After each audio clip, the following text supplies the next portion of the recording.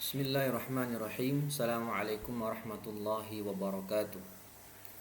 Alhamdulillahirabbil alamin wa bihi nasta'in wa ala umuri dunya waddin.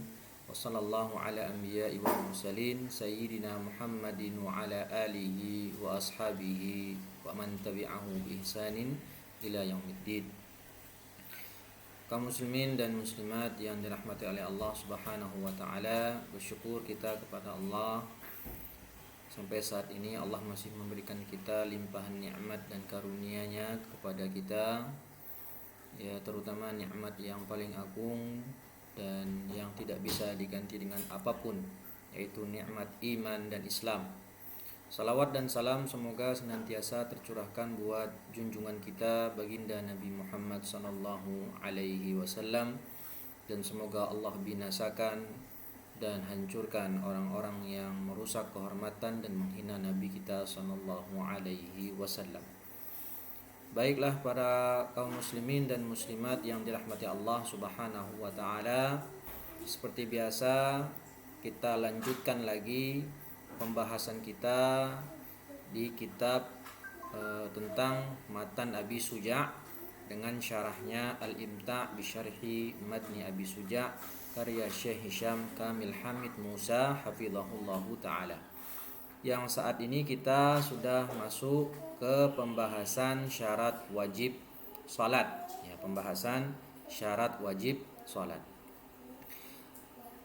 Dan sudah kita ketahui bersama bahwasannya salat itu mempunyai beberapa poin. Yang pertama syarat, ya, itu ada syarat wajib dan syarat sah.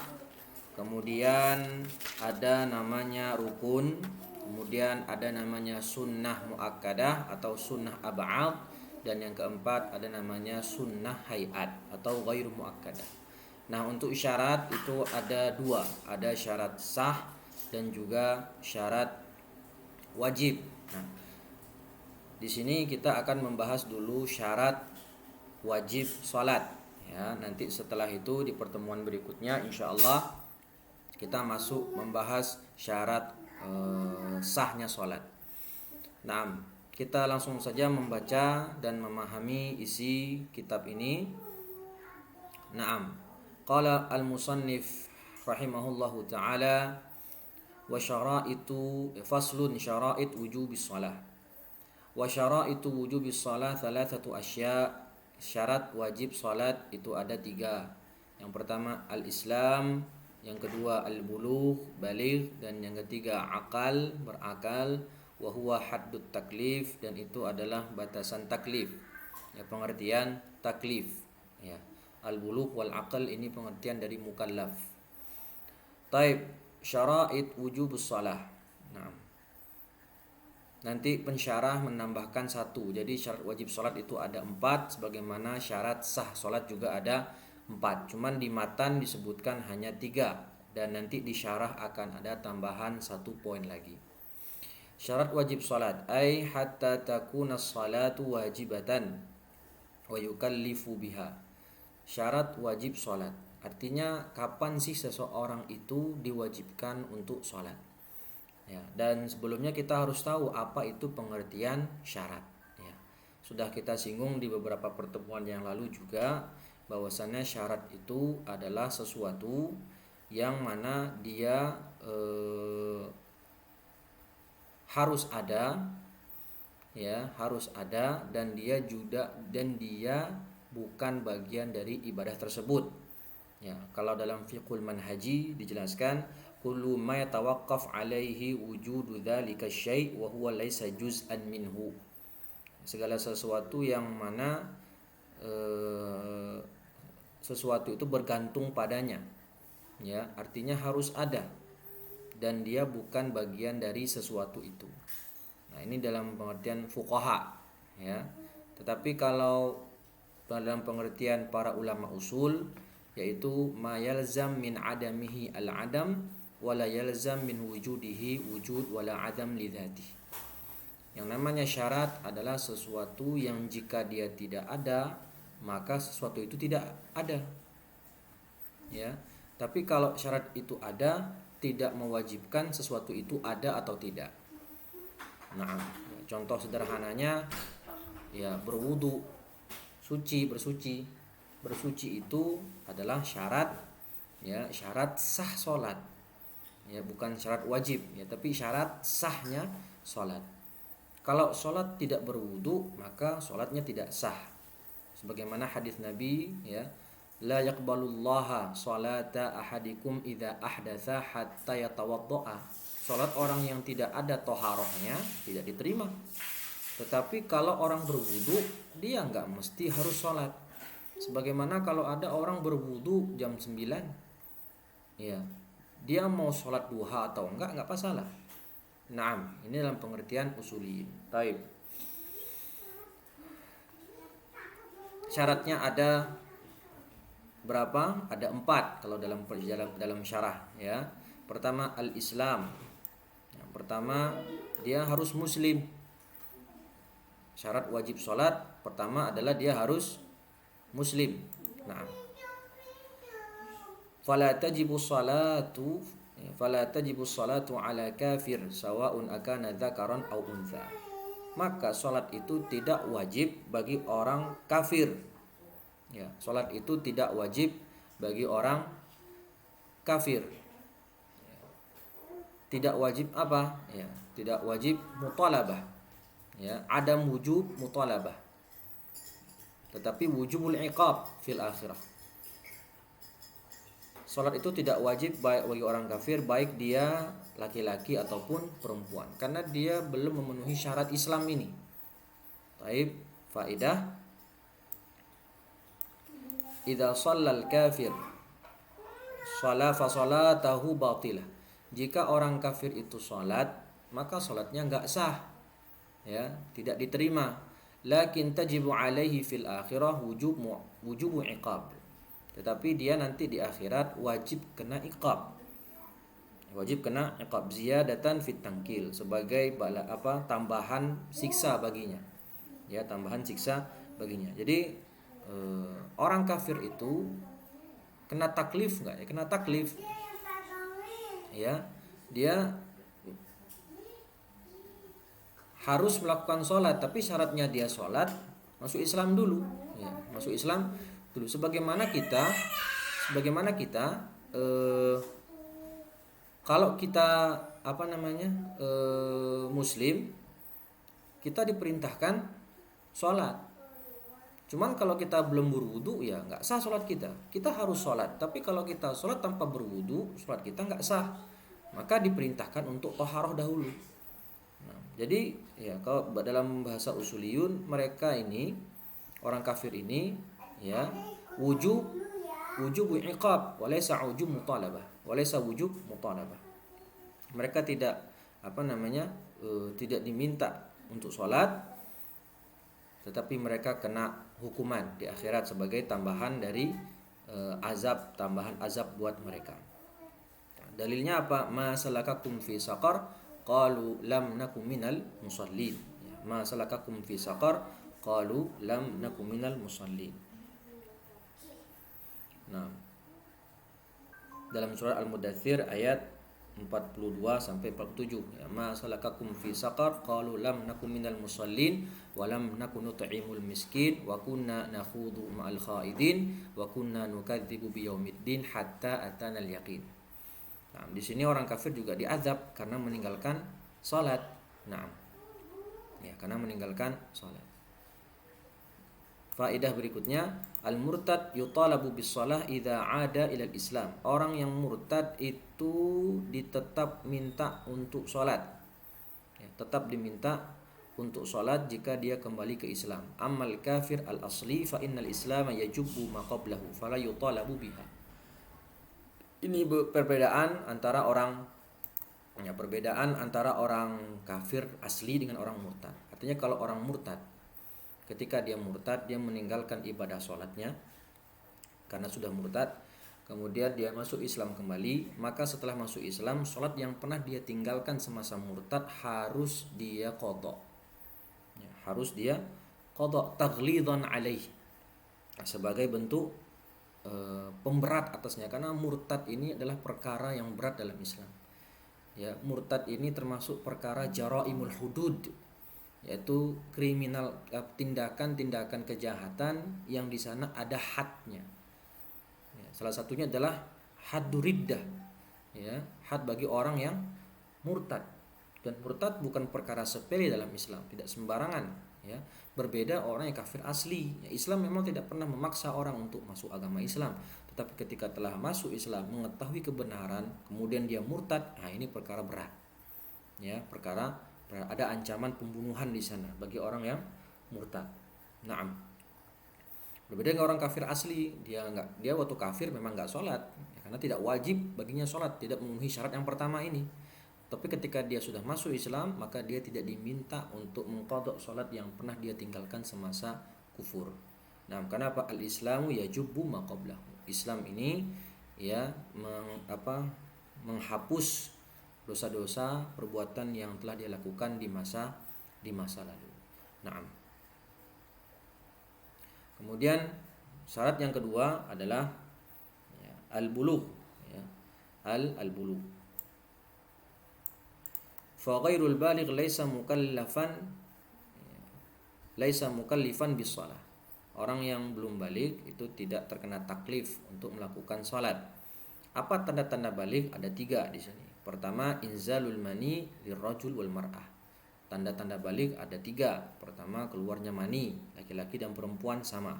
Yang kedua, nuzulu damil haid. Nah, ini khusus untuk perempuan, yaitu keluarnya darah haid.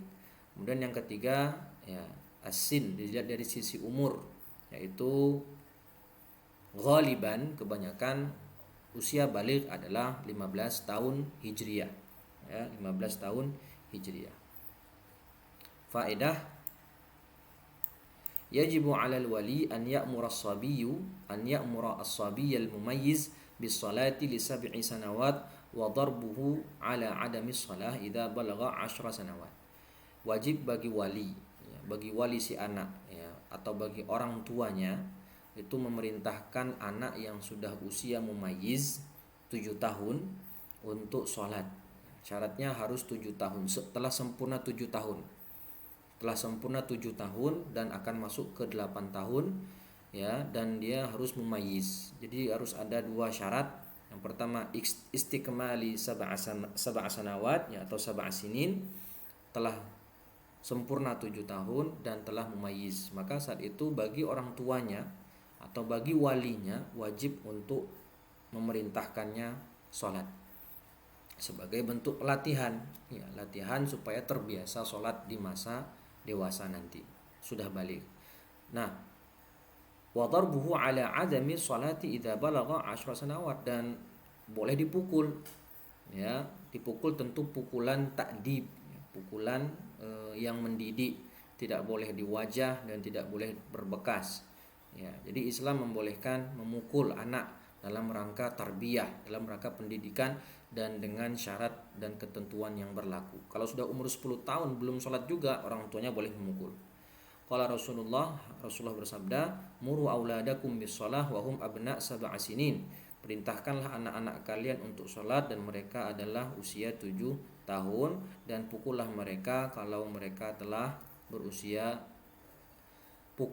perintahkan anak-anak kalian sholat kalau mereka telah berusia 7 tahun, dan pukullah mereka kalau mereka telah berusia 10 tahun masih juga belum mau sholat. Nah, jadi setelah sempurna 10 tahun dan mau masuk 11, suruh sholat nggak mau, maka boleh kita pukul. Yang kemudian yang ketiga, al-aql, ya, berakal. Huwa manatut taklif, ini alasan, ya, taklif, ya, pembebanan syariat. Fala tajibu 'alal majnun, ya, au faqidul hawas allati taj'aluhu la yaqdiru 'ala tahammuli takalif, ya, ala tahammuli at-takalif. Maka tidak wajib bagi orang yang gila atau yang kehilangan panca inderanya yang membuat dia tidak mampu untuk memikul kewajiban, ya, tidak mampu untuk memikul kewajiban. Contohnya apa? Ya, kalau orang gila jelas, ya, yang kehilangan akal, maka tidak wajib bagi dia sholat. Atau orang yang pingsan, maka tidak diwajibkan baginya sholat sampai akalnya kembali. Nah, atau orang yang kehilangan panca indera, faqidul hawas, kehilangan panca indera yang mana membuat dia tidak bisa untuk sholat, tidak bisa untuk melaksanakan kewajiban syariat.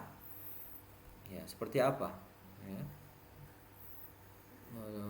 Wallahu alam, ya. Wallahu alam. Kalau buta masih bisa sholat. Lumpuh misalnya, kalau lumpuh sekalipun masih bisa sholat meskipun dengan sholat yang tidak berdiri, ya, tidak yang berdiri.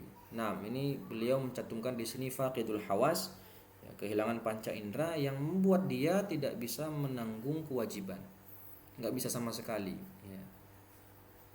Bagaimana bentuk contohnya? Wallahu ta'ala wa a'lam. Ya. Qaidah, idza akhadha al-wahib ma wahaba asqata ma wajaba. Jika yang memberikan, si pemberi mengambil apa yang diberikan, maka gugurlah kewajiban. Itu maksudnya. Jika si pemberi, ya, mengambil apa yang diberikan, maka jatuhlah kewajiban, gugurlah kewajiban tersebut. Hadis Nabi, rufi al-qalam an thalatha anin na'im hatta yastayqidh, orang yang tidur sampai bangun diangkat pena atau tidak dicatat, ya, perbuatannya bagi orang yang tidur sampai bangun, anak kecil sampai dia balik atau sampai mimpi, dan orang gila sampai mereka kembali sadar atau berakal. Wazad al-fuqaha ala hadha syuhadi syurut, dan ada tambahan yang keempat sebagaimana tadi saya sampaikan di awal, yaitu an-naqa minal haidi wan nifas, suci dari haid dan nifas. Fa idza shallatil haidu awin nufasa fa salatu batilatun, ya, fa salatu batilah. Wa min rahmatillahi ta'ala bi ibadihi annaha la tu'idu ma fata min salatin atna'a nuzulid dam. Dan ya, kalau orang yang haid atau nifas itu tetap nekat sholat, maka sholatnya batal dan dikatakan dia juga berdosa, ya. Dan dari rahmat Allah Subhanahu wa ta'ala kepada hambanya, bagi wanita yang haid atau nifas itu tidak diminta untuk mengqadha sholat apa yang terlewat saat mereka sedang haid, di masa haid atau nifas, ya. Naam, kecuali kalau puasa, ya, puasa itu baru wajib qadha. Tapi kalau sholat tidak ada kewajiban bagi wanita yang haid atau nifas, itu harus mengganti sholat yang mereka telah lalui ketika pada masa haid. Wallahu ta'ala wa a'lam. Kemudian poin berikutnya as-shalawatul masnunat was sunanul muakkad. Salat-salat yang sunnah, yang salat-salat masnunah, maksudnya di sini salat sunnah yang ditekankan untuk berjamaah, disunahkan untuk berjamaah, dan juga salat-salat sunnah muakkadah. Qala al-musannif rahimahullah, Abu Syuja mengatakan salat masnunah itu ada 5, yaitu salat sunnah yang ditekankan, yang disunahkan padanya untuk berjamaah.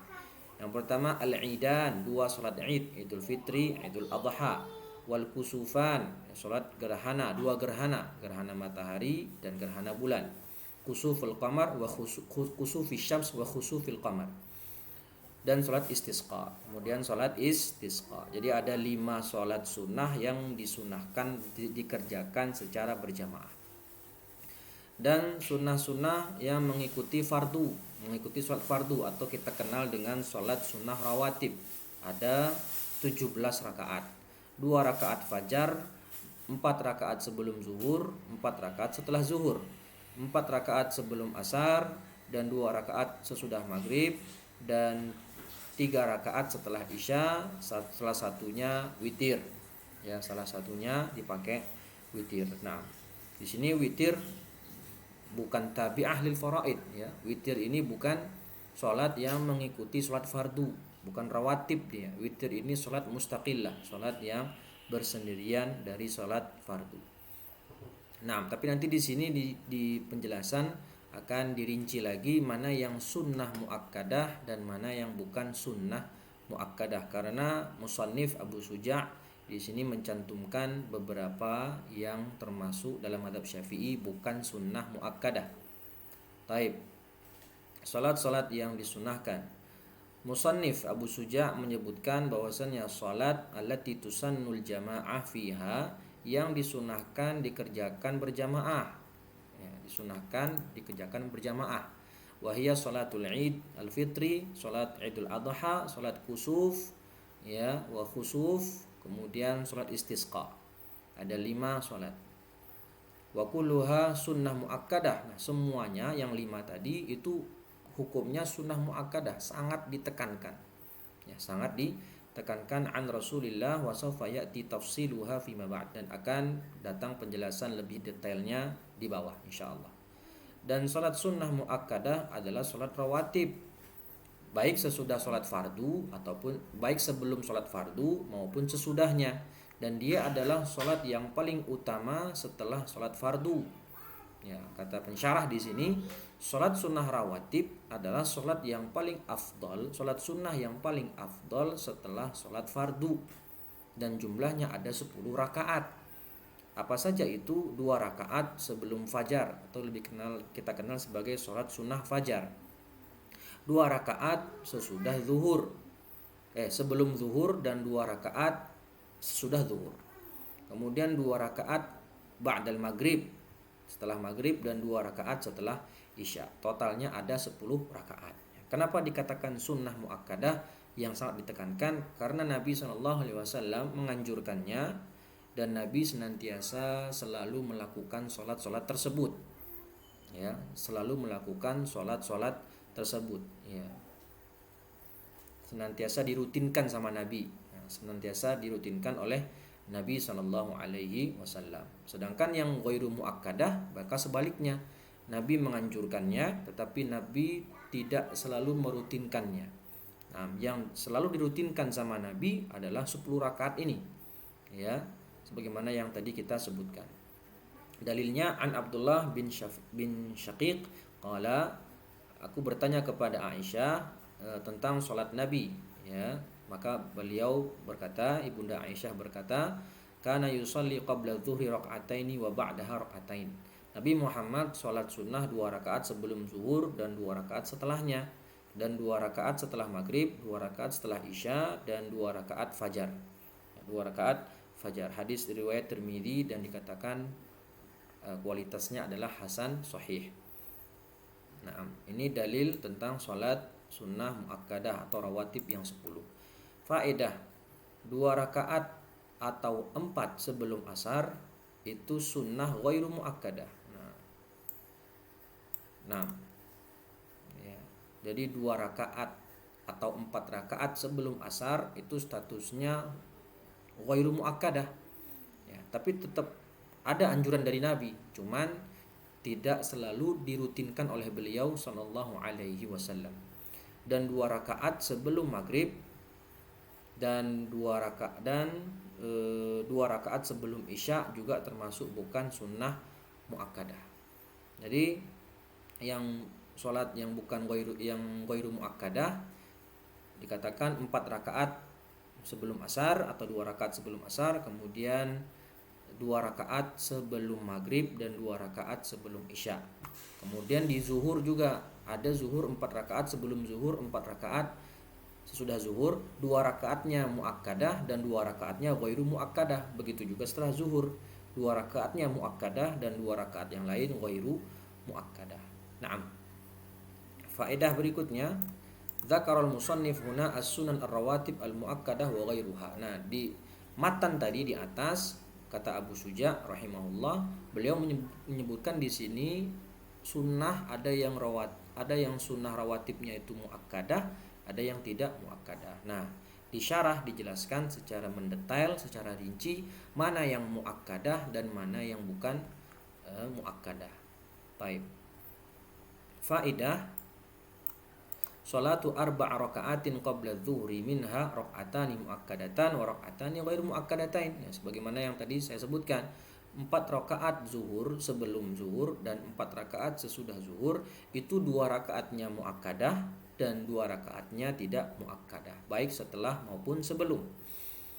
Dan sholat 4 rakaat setelah zuhur minha rakaatan muakkadatan wa rakaatan ghairu muakkadatan, ya sebagaimana tadi ya, wa daliluha ma rawahu Tirmidzi wa sahhahahu. Ya, dalilnya sebagaimana yang diriwayatkan oleh Imam At-Tirmidzi Man hafadha ala arba'i raka'atin qabla dzuhri, siapa yang menjaga salat 4 rakaat sebelum zuhur dan 4 rakaat setelah zuhur, Allah akan mengharamkan baginya api neraka. Dan dalil 4 rakaat sebelum asar, kalau itu tidak muakkadah, yaitu perkataan Nabi SAW, semoga Allah merahmati orang yang sholat 4 rakaat sebelum asar. Hadis riwayat Tirmidzi dan dihasankan oleh beliau rahimahullah. Dalil 2 rakaat sebelum maghrib dan isya. Apa dalilnya? Kata Syekh, baina kulli adzanaini salatun. Ya, di antara 2 adzan itu, 2 adzan maksudnya adzan dan iqamah, itu ada salat, ya. Wa baina kulli adzanaini salatun, thumma qala fi tsalitsah liman syaa, bagi siapa yang dikehendaki. Naam, ya, ini dalil-dalil salat-salat yang ghairu muakkadah. Artinya dianjurkan sama Nabi, tetapi Nabi tidak merutinkannya, lain halnya dengan yang tadi, yang sunnah muakkadah. Nah, tanbih, ya, tanbih qaulul musannif berkata, yaitu Abu Suja, wa thalathu ba'dal isya'i yutiru bi wahidatin minhunna, dan 3 rakaat setelah isya salah satunya adalah witir, yaitu 2 rakaat sunnah salat isya, ya, 2 rakaat setelah isya, dan 1 rakaat witir, ya, 1 rakaat witir.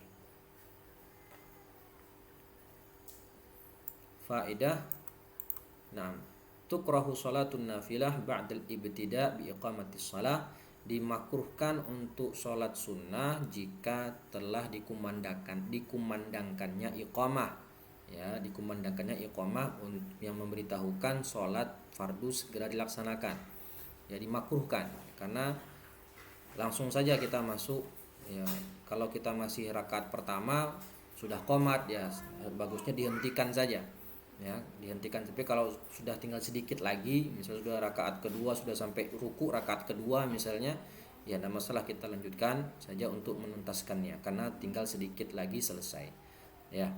Naam, karena hadis dari Nabi, dari Abu Hurairah, Nabi SAW bersabda, idza uqimatis shalah, jika telah ditegakkan salat, telah berkumandang iqamah, fala sholata illal maktubah, maka tidak ada lagi salat kecuali salat yang fardu, ya, riwayat Muslim.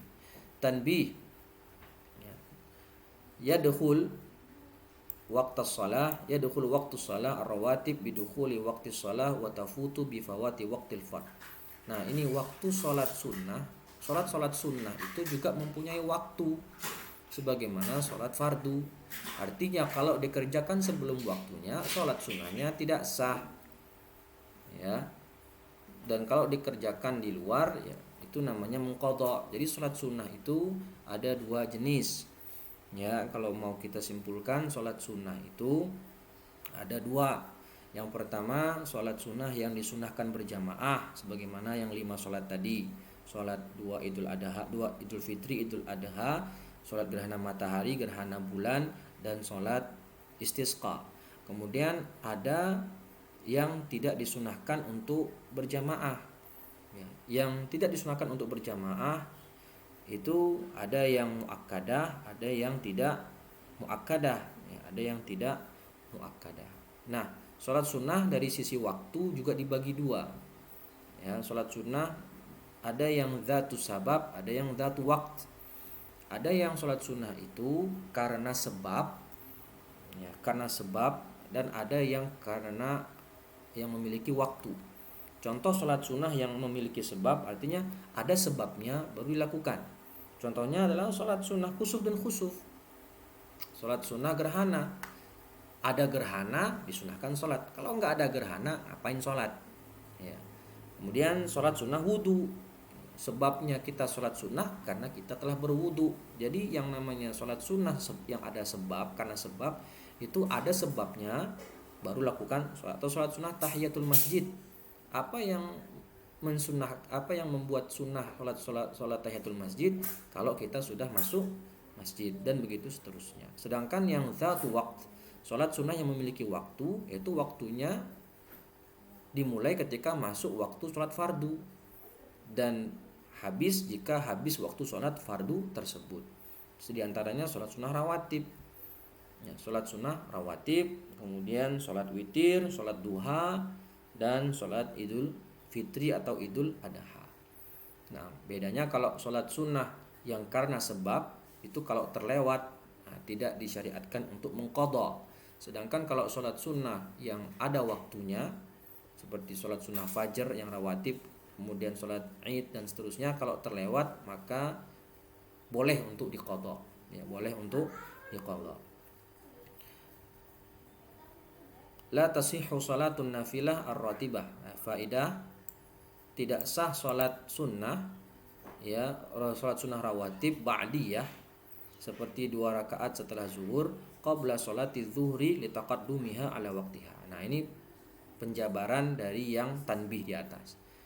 Tidak sah salat sunnah rawatib ba'diyah yang sifatnya ba'diyah dilakukan setelah salat fardu, itu dikerjakan sebelum salat fardunya. Jadi mau sholat ba'diyah zuhur tapi dilakukan sebelum zuhur, nah, itu namanya sholat sunnah qobliyah, bukan ba'diyah. Atau contoh lain, mau sholat witir habis isya, ya nggak sah. Witir itu dikerjakan, waktu witir dimulai sejak setelah selesai sholat isya sampai nanti menjelang subuh, ya, sampai menjelang subuh. Jadi sholat witir itu dikerjakan setelah sholat isya. Jadi kalau ada orang safar kemudian dia menjamak takdim sholatnya maghrib dan isya di waktu maghrib, setelah dia sholat isya maka dia boleh melakukan witir.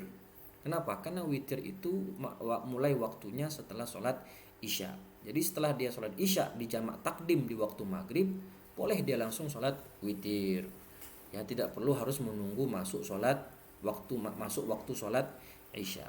Nah, jadi sebagaimana sholat fardu yang ada waktu batasannya, sebagaimana yang sudah kita bahas di pertemuan sebelumnya, maka sholat sunnah pun juga mempunyai batasan waktu, dikerjakan pada tempatnya. Kalau tidak maka sholatnya tidak sah. Naam, wallahu ta'ala wa a'lam.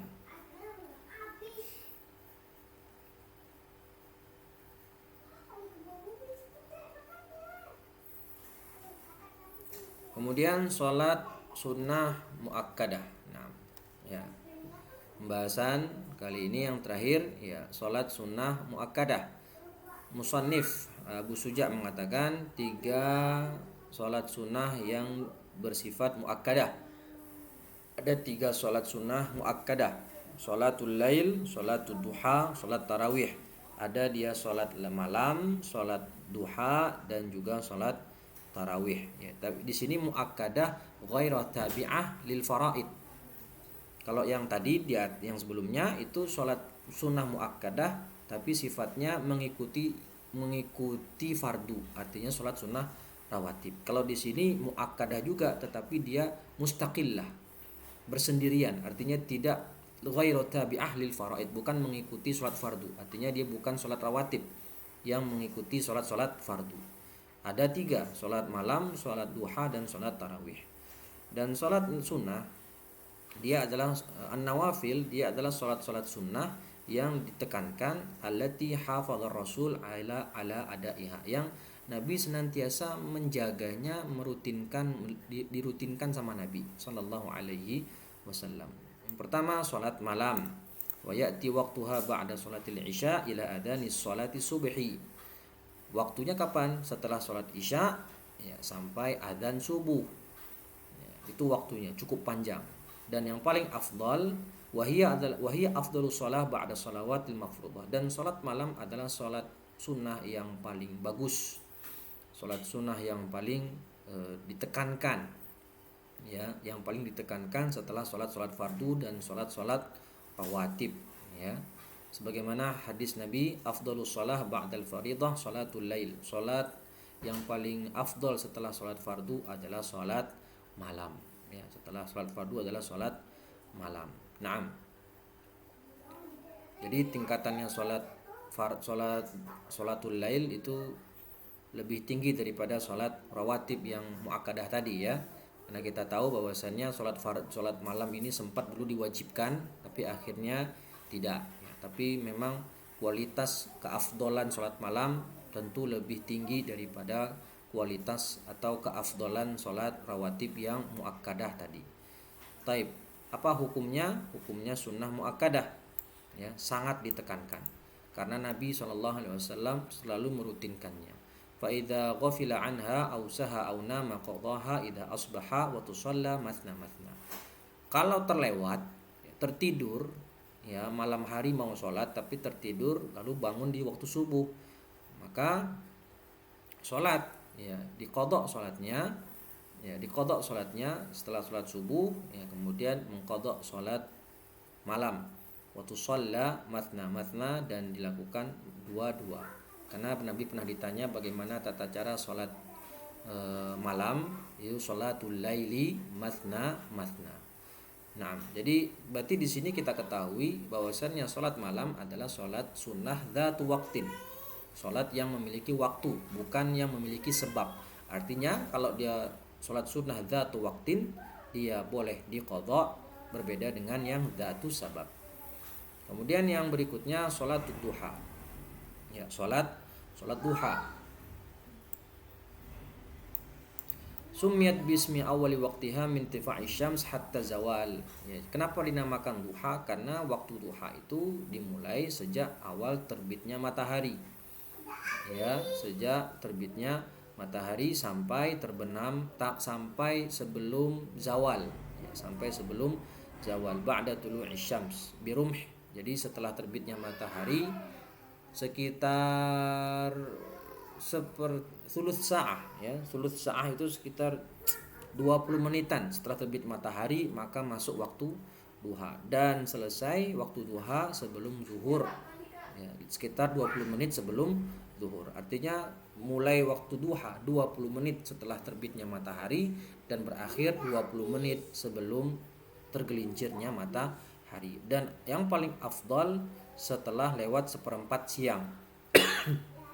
Ya, setelah lewat seperempat siang ya, artinya mungkin sekitar jam 9 atau jam setengah 10 ya, dan hukumnya juga sunnah muakkadah. Berapa jumlah rakaat sholat duha? Kata Syekh di sini, dan memang dalam mazhab Syafi'i seperti ini ya, kalau kita lihat dalam kitab lain, dalam kitab-kitab Syafi'iyah yang lain, kalau saya sudah melihat dalam kitab Fiqhul Manhaji dan juga Al-Wasit, memang rakaat sholat duha itu pertama yang paling sedikit adalah 2 rakaat ya. Minimal sholat duha adalah 2 rakaat. Sedangkan yang paling sempurna, rakaat yang paling sempurna adalah 8 rakaat ya. Yang paling akmal, yang paling sempurna 8 rakaat ya. Sedangkan maksimalnya adalah 12 rakaat. Jadi minimalnya 2 rakaat saja, yang afdol 8 rakaat, dan paling banyak adalah 12 rakaat. Jadi dibatasi sampai hanya 12 rakaat. Berbeda dengan sholat tarawih. Sholat tarawih nanti dijelaskan tidak terbatas, tapi kebanyakan kaum muslimin mengamalkannya. Sholat tarawih adalah 23 rakaat, 20 tarawih dan 3 witir. Hadis keutamaan tentang sholat duha dari Nabi SAW ya, kulli sulama min ahadikum sadaqah wa kullu takbiratin sadaqah ya, wa amru bil ma'ruf sadaqah ya, wa nahy 'anil munkar sadaqah wa yujzi min dzalika ra'atan yarka'uha min duha. Nah, di sini ya dalil tentang keutamaan sholat duha, yaitu rakaatan. Ini dia ya, ini dia syahidnya. 2 rakaat dilakukan ya di waktu duha. Nah, tentu saja hadis sholat duha tidak hanya ini ya, banyak yang lain, dan sudah diketahui bersama oleh kaum muslimin bahwasanya sholat duha itu adalah sunnah yang muakkadah. Kemudian sholat yang ketiga, sholat tarawih. Dia adalah sholat yang dikerjakan pada malam-malam Ramadan setelah sholat isya dan sebelum sholat witir. Apa hukumnya? Sunnah. Wahya tajuzu jamaah au munfaridah. Salat tarawih itu boleh dia berjamaah, boleh sendirian. Disunahkan juga berjamaah. Nah, jadi di antara salat yang ditekankan disunahkan untuk berjamaah selain yang 5 tadi, termasuk di dalamnya salat sunnah tarawih. Sebagaimana ini telah berlangsung sejak masa Nabi Shallallahu Alaihi Wasallam. Meskipun Nabi akhirnya hanya 3 malam saja. Setelah itu dilanjutkan pada masa Umar bin Khattab dengan imamnya Ubay bin Ka'ab, ya radhiyallahu taala anhum jami'an. Wahia min sya'air syahri Ramadan wa ihya layalihi, dan salat tarawih ini adalah termasuk salah satu syiar di bulan Ramadan dan dalam rangka menghidupkan malam-malam Ramadan. Dalilnya kita ketahui bersama, man qama ramadhana imanan wa ihtisaban ghufira lahu ma taqaddama min dhanbi. Nah, ya. Apa sih keutamaan salat tarawih? Ya, fadilahnya apa saja? Kata Syekh di sini, maghfiratadz dzunub, penghapus dosa. Nah, sebagaimana dalil tadi kan, man qama ramadhana imanan wa ihtisaban ghufira. Nah, ghufira lahu berarti penghapus dosa. Ya. Kemudian taqwiyatul iman, memperkuat keimanan kita. Ya, karena memang di waktu Ramadan adalah waktunya kita untuk memperbanyak ibadah, karena ditingkatkan atau dilipat gandakannya amalan-amalan ibadah selama bulan suci Ramadan. Ya, kapan lagi kita sholat tarawih? Hanya 1 bulan dalam 1 tahun. Ya, hanya dalam 1 bulan saja, itu pun kita ya malas ya. Astagfirullah. Kapan lagi kalau kita tidak menghidupkan malam dengan sholat ya selain di bulan suci Ramadan. Ya, kalau enggak juga di bulan itu, ya mau kapan lagi kita sholat ya. Yang lebih afdal tentu saja senantiasa merutinkan sholat malam ya. Kalau tidak bisa maka jangan meninggalkan sholat sunnah. Nah, kesempatan kita untuk sholat malam itu terbuka lebar pada saat bulan suci Ramadan, yang mana pada saat itu kaum muslimin seluruhnya mengerjakannya. Kebanyakan kaum muslimin mengerjakannya di seluruh dunia, yang tentu saja membuat kita semakin semangat untuk mengerjakannya karena banyak orang yang ikut mengerjakannya. Ziyadah ad-darajat fil jannah, ya, menambah derajat kedudukan di surga, ya, meningkatkan derajat kedudukan kita di sisi Allah ya di surga. Dalilnya, man qama ramadhana imanan wa ihtisaban ghufira lahu ma taqaddama min dhanbi. Siapa yang mengerjakan qiyam Ramadan, salat malam atau salat tarawih di bulan Ramadan dengan iman dan ihtisab, ya, dengan iman dan mengharap pahala dari Allah, maka akan diampuni dosanya yang telah lalu. Nah, rawahul Bukhari wa Muslim. Hadisnya cukup masyhur ya, Berapa sih jumlah rakaat salat tarawih? Nah, di sini dijelaskan sama Syekh. Rakaatnya 20 rakaat, dan ini adalah kebanyakan yang dilakukan oleh kaum muslimin di dunia. Ya, kalau mau kita lihat di Masjidil Haram itu juga 23. Nah, kemudian ya, ketika di Al-Aqsa, waktu saya ke Al-Aqsa salat tarawih di sana juga 23 rakaat.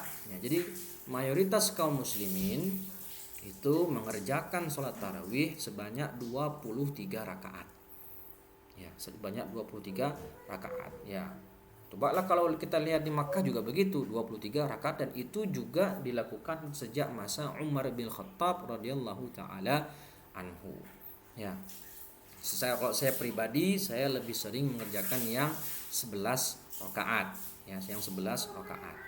Naam, ya. Jadi jumlah sholat tarawih itu tidak terbatas, boleh 8, boleh 10, misalnya boleh 10, enggak ada masalah. Yang penting genap. Bahkan di negara-negara Afrika Utara yang mazhabnya Maliki itu sampai 36, ya, 36 atau 33 itu, saking banyaknya. Naam. Kanu yaqumuna ala ahdi Umar bin Khattab fi syahr Ramadan bi 20 rakaat. Dulu para sahabat mengerjakan sholat tarawih di bulan Ramadan di masa Umar bin Khattab sebanyak 20 rakaat plus witir menjadi 23 rakaat. Ya. Tentu saja sholat malamnya, sholat tarawih itu dua-dua ya, bi asyri taslimat. Dengan kalau 20 rakaat berarti dengan 10 kali salam, yaitu sholatnya 2 rakaat salam, 2 rakaat salam, 2 rakaat salam. Ya. Bahkan dalam kitab Fathul Qarib, walau shalla arba'an minha bi taslimatin wahidah lam tasih. Nah, kalau ada yang sholat tarawih 4 salam, 4 rakaat sekali salam, dikatakan dalam mazhab Syafi'i tidak sah. Kenapa? Karena menyelisihi hadis Nabi Shallallahu Alaihi Wasallam. Ya, menyelisihi hadis Nabi. Sedangkan hadis Aisyah yang mengatakan Nabi sholatnya 4 kemudian istirahat, 4 istirahat kemudian 3. Ini yang pertama, hadis ini dibawakan dalam buku-buku fikih maupun buku syarah-syarah hadis. Ini dijelaskan maksudnya adalah sholat witir. Yang pertama, ya, sholat witir bukan sholat malam. Ya, karena di situ dijelaskan bahwasanya Nabi melakukannya baik di Ramadan maupun di luar Ramadan. Sedangkan yang namanya sholat witir itu dikerjakan Ramadan ada, di luar Ramadan juga ada. Sedangkan sholat tarawih itu hanya Ramadan saja. Di luar Ramadan namanya bukan sholat tarawih, sholat tahajud. Ya. Nah, itu yang pertama. Kalaupun kita katakan itu sholat malam, sholat tarawih, ya, yang 4-4-3 dalam hadis Aisyah itu, maka maksudnya Nabi itu sholat 4 rakaat kemudian istirahat. Nah, 4 rakaat ini tidak langsung 4 rakaat sekali salam, tapi beliau sholat dulu 4 rakaat dengan 2 kali salam, 2 rakaat salam, 2 rakaat salam, kemudian beliau istirahat. Namanya juga tarawih, ya kan? Beliau istirahat. Setelah itu beliau lakukan lagi 4 rakaat dengan cara 2 rakaat salam, 2 rakaat salam. Kemudian baru sholat witir 3 rakaat. Ya. Jadi bukan 4-4-3, tapi 2-2-2-2 baru 3. Sebagaimana yang sering juga dilakukan oleh kaum muslimin di negeri kita Indonesia. Jadi memang sholat malam itu sunnahnya, tata caranya yang benar 2-2-2. Setiap 2 rakaat salam. Kalau witir boleh 3 rakaat sekali salam, boleh 5 rakaat sekali salam, boleh 7 rakaat sekali salam, tidak masalah. Ya, itu kalau kita baca dalam kitab Taisir Al-Alam Syarah Umdatul Ahkam, di sana ada 7 model witirnya Nabi Sallallahu Alaihi Wasallam. Di antaranya ada Nabi pernah sholat 5 rakaat witir sekali salam. Tapi kalau sholat sunnah malam, sholat tarawih atau sholat tahajud atau sholat malam, itu tata caranya 2-2. Sebagaimana Nabi menjawab pertanyaan seseorang ketika sedang berkhutbah, "Ya Rasulullah, bagaimana tata cara sholat malam?" Kata Nabi, "Sholatul laili mathna mathna, 2-2." Ya, itu jawaban yang kedua. Jawaban yang ketiga, ya, yang namanya dari sisi kaidah usul atau kaidah fikih, kalau ada 2 hadis Nabi yang kelihatannya bertentangan, ya, maka al-mantuq muqaddamun ala al-fi'il. Ya. Jadi hadis Nabi yang mengatakan sholatul laili mathna mathna itu langsung dari bibir Nabi. Al-qaul muqaddamun ala al-fi'il. Itu langsung Nabi yang mengucapkan 2-2. Sedangkan hadis Aisyah itu adalah cerita Aisyah bagaimana model sholat Nabi. Nah, mana yang lebih didahulukan? Tentu kita mendahulukan yang langsung perkataan dari Nabi daripada hanya pensifatan dari Aisyah radhiyallahu taala anha. Nah, al-qaul muqaddamun 'alal fi'il. Taib. Nah, jadi dalam mazhab Syafi'i agak keras ya. Jadi kalau ada yang sholat tarawih 4 rakaat sekali salam, maka dikatakan tidak sah.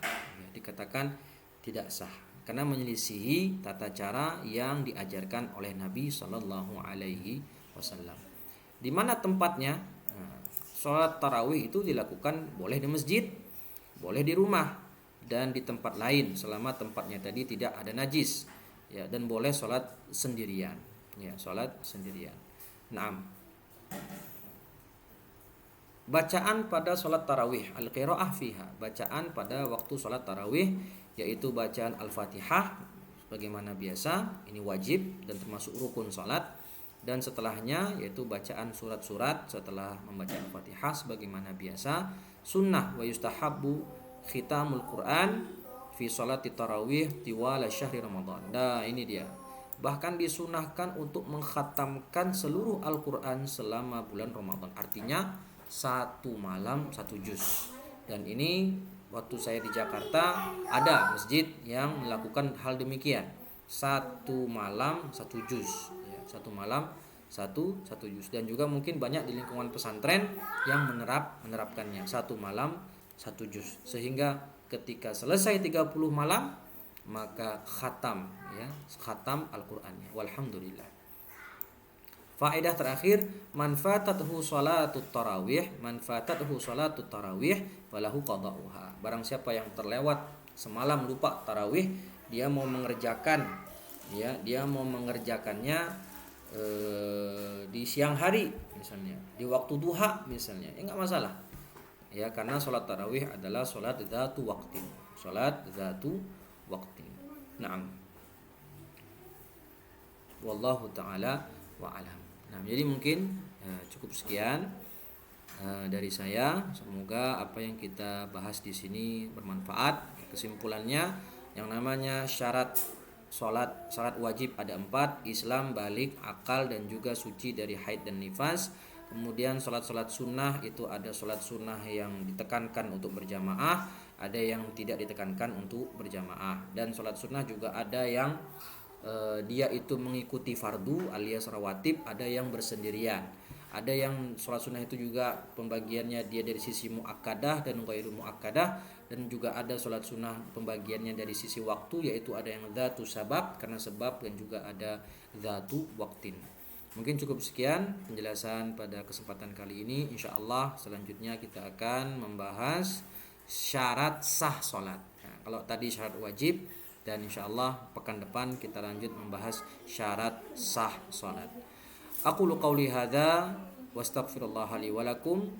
Ya, semoga bermanfaat. Barakallahu fikum. Kita akhiri dengan membaca hamdalah dan doa kafaratul majlis. Alhamdulillahirabbil alamin. Subhanakallahumma wa bihamdika asyhadu an la ilaha illa anta astaghfiruka wa atubu ilaih. Wassalamu alaikum warahmatullahi wabarakatuh.